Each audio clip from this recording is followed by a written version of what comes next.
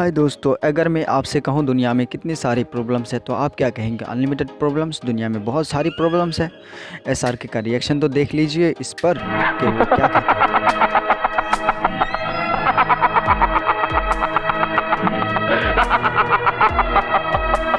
Elon Musk का कहना है दुनिया में बस एक ही प्रॉब्लम है और वो है प्रॉब्लम का सॉल्यूशन को ढूंढना और उसको पाना। There is only one problem and that is to get the solution of the problem. उसने सही कहा है। अगर कोई डीप थिंकर होगा तो उसको ये बात बिल्कुल सही लगेगा कि एलोन मस्क ने जो भी कहा है वो सही कहा है। और मैं कहता हूँ कि दुनिया में बस एक ही सॉल्यूशन है और वो है सोचना, and it is think. Elon Musk का कहना दुनिया में एक प्रॉब्लम है और मैं कहता हूँ दुनिया में एक ही सॉल्यूशन है। Problem is to find the solution of the problem और सॉल्यूशन है थिंक। अगर तुम्हारे पास प्रॉब्लम होता है तो तुम क्या करते हो? ऑफ कोर्स तुम उस प्रॉब्लम का सॉल्यूशन ढूंढते हो और प्रॉब्लम का सॉल्यूशन को ढूंढने के लिए तुम्हें सोचना ज़रूर पड़ेगा। तो अब से तुम्हारे पास एक ही प्रॉब्लम है और एक ही सॉल्यूशन है। तो problem plus solution is equal to no problem. अगर तुम मेरी बात को समझ चुके हो तो। अरे यार, एक बार सीरियसली सोचो, ये इतना बड़ा एक्स्ट्रा ऑर्डिनरी दिमाग और ये छोटे मोटे प्रॉब्लम्स, ये दिमाग तो सदियों से बड़ी बड़ी पहेलियों को सुलझाते आया है। और ये छोटे मोटे प्रॉब्लम्स, दरअसल बात ये है कि आप हार मान जाते हैं तभी प्रॉब्लम्स जीतते हैं। अगर आप हार ना माने तो प्रॉब्लम कभी भी नहीं जीतेंगे।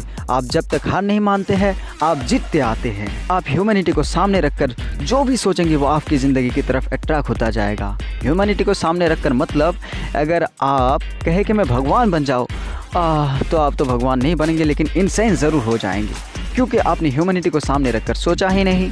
ये एक कॉमन बात है कि जो भी आप सोचेंगे वो आपको मिल जाएगा, वो चीज़ आपकी तरफ अट्रैक्ट होता जाएगा। और इस पर बहुत सारी किताबें भी लिखी गई है और हर नोटबुक पर वो ये लिखा हुआ होता है, if you can dream it you can do it. लेकिन ये बात सब कोई जानते तो है लेकिन समझते नहीं। और समझेंगे कैसे? महसूस नहीं कर पाते हैं ना। इंसान चीज़ों को तभी समझता है जब वो उसे महसूस कर पाता है। अगर वो महसूस नहीं कर सकता वो उस चीज़ को नहीं समझता। और महसूस करने के लिए अंदर क्रिएटिविटी होना चाहिए और क्रिएटिविटी तभी होगा जब वो सोचेगा। और इंसान को सोचने से एलर्जी हो गया, सोचना ही नहीं चाहता है। अरे भाई सोचो, सोचने से अंदर क्रिएटिविटी पैदा होता है और तुम हर चीज़ को महसूस कर सकते हो। तो अब ये लॉ ऑफ अट्रैक्शन हम अपनी देशी भाषा में समझेंगे। मेरा मतलब लॉ ऑफ अट्रैक्शन ये है कि जो भी आप सोचेंगे आपको मिल जाएगा, उसको हम देशी भाषा में समझेंगे, मतलब अपने भाषा में। तो आपको किसी लड़की से प्यार हो जाता है, आपके 7 घंटा की नींद 3 घंटे पे आकर रुक जाती है, आपकी हाथियों वाला खुराक चिड़ियों जैसी बन जाती है। आपको हमेशा वही नज़र आता है। जब आप अपने दोस्तों के पास होते हैं आपको अकेला रहने का मन करता है और जब अकेला रहते हैं तो दौड़ भाग कर अपने दोस्तों की तरफ जाते हैं। आखिर ये है क्या?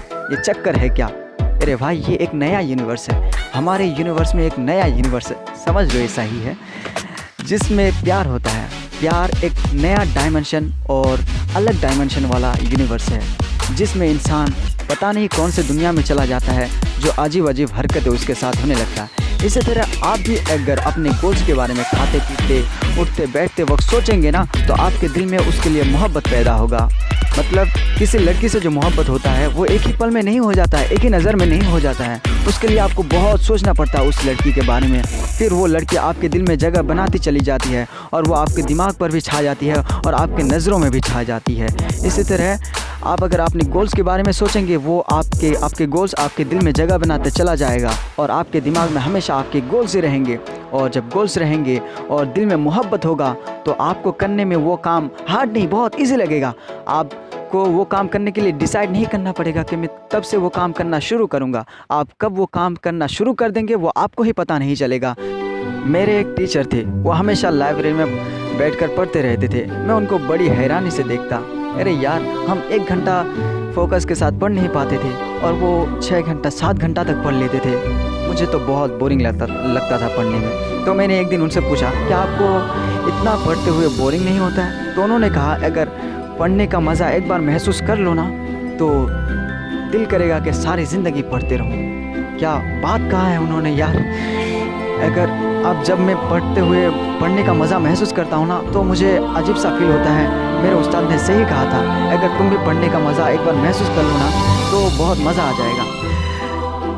हर चीज़ में मज़ा होता है। इसी तरह हर काम में मज़ा होता है, लेकिन उसको महसूस करने के लिए तुम्हें उस काम के लिए तुम्हारे दिल में मोहब्बत पैदा करना होगा। जब तक तुम्हारे दिल में उस काम के लिए, तुम्हारे मकसद के लिए मतलब मोहब्बत नहीं होगा, तब तक तुम उसके मज़ा को, जो उसमें मज़ा है करने में, उसके मज़ा को तुम महसूस नहीं कर पाओगे। समझे मेरे यार।